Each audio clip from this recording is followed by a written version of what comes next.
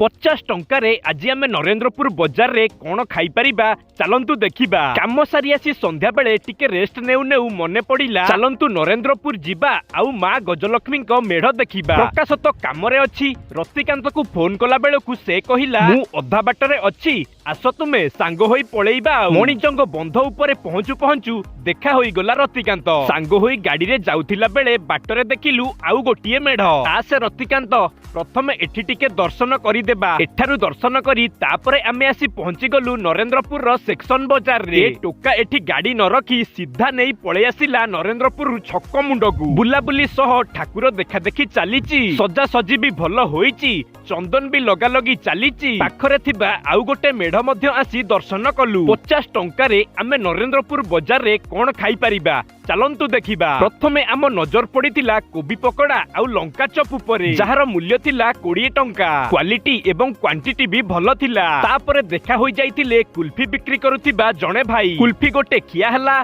जहार मूल्य थिला 10 टंका। तापरे पुणी आमर नजर पड़िला चटपटी दुकान उपरे। मुड़ी नथिबारु भाई आमर मटर सोला बनेइकी देले। आउ 10 टंका हिसाब रे क्वालिटी क्वांटिटी पूरा जबरदस्त। पाखरे बळीथिला आमर आहुरी 10 टंका। आउ सेही 10 टंका रे आमर कांपा उड़िला। शेषरे सेक्शन बाजार रो एही सुंदर मेढ़ को देखि 50 टंकिया चैलेंज सह भिडियोटी आमर एठी शेष होला।